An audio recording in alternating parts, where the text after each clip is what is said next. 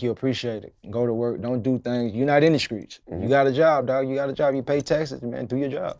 Do you regret anything you did in the street? Yeah, I'm ashamed of a lot of things. I'm gonna say, yeah, I did some things that I wish I didn't do. Yeah. But I was young. I was young. Yeah. But I did some things that's fucked up, dead wrong to people, and everybody in the neighborhood know that, so ain't no going around that. Even with the murder, even though it was self-defense, do you ever think about that? And you think like maybe I could have handled that different, especially when you did like the diss record? He needed to be in the ground. I put his ass where he supposed to be. He tried me. That's the old Gucci still there. Nah, that's the truth, man. Yeah. You know, if somebody comes to you try to kill you, Yeah. you know, and self-defense. So if somebody try to kill you, you know, you gotta do what you gotta do. You gotta do, absolutely. Do you think you suffer from PTSD?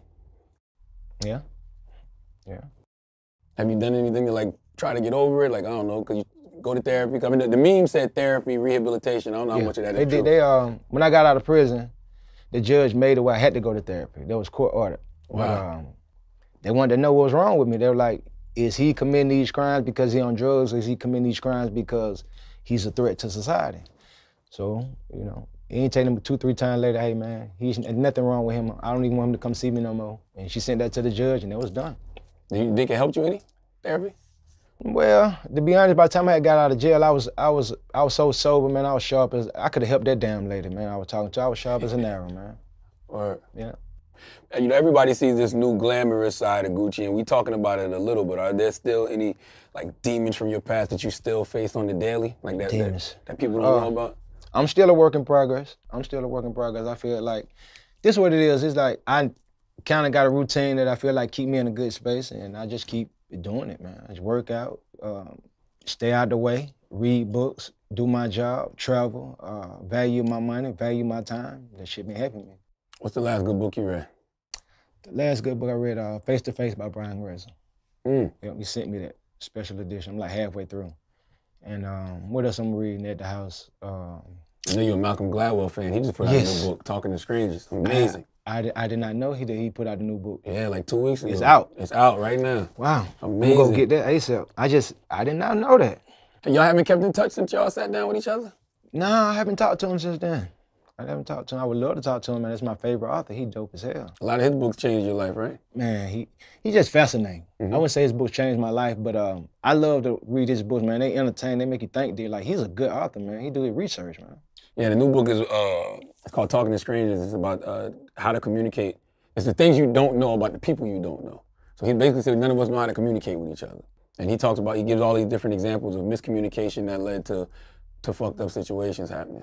Man, stuff like that fascinate me. Yeah. That's about his books, man, that shit. The tipping point, outliers. I identify with a lot of the people he talk about in his books. Yeah. Do you ever feel like, you have miscommunicated? Yes, I have miscommunicated. A lot of times I miscommunicate. A lot of times I do things I be like, I might think one way, but it doesn't come across like that. And then a lot of people don't know me, so they can't reach out and talk to me, so it just kind of like stays a misunderstanding. Does your past drug addiction ever still tempt you?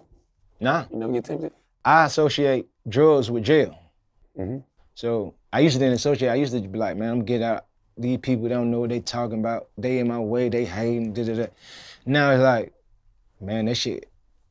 Not saying, okay, I ain't trying to sound preachy. Everybody's entitled to do whatever they should do. I'm not, anybody do that. I feel like I done exhausted all my remedies with that. Like, man, after you done crashed that many times, you don't need to do it. All right. Yeah, and I'm cool with that.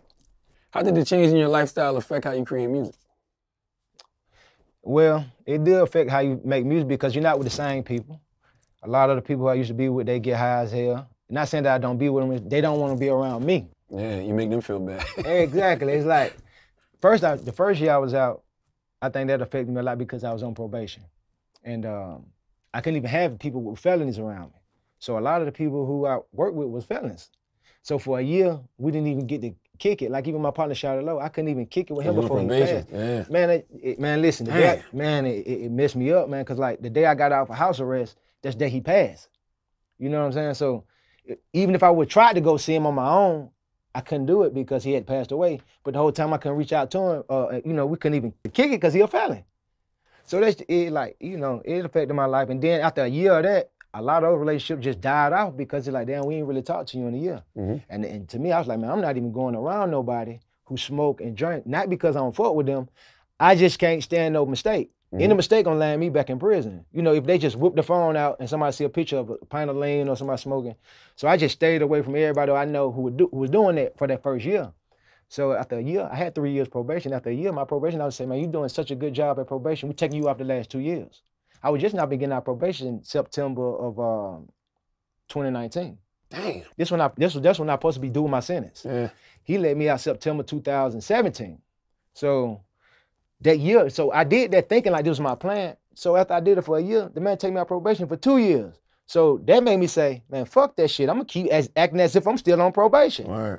And I ain't, because look what it's doing for me. And I just kept on. That's really what it was. When they said, man, you out 2 years, I'm like, damn, I'm just gonna keep on going what I'm doing. If I keep doing what I'm doing, I'm getting the results. And that's it. Every day it's like, man, just keep doing what you're doing. It's crazy because I think that's what they hope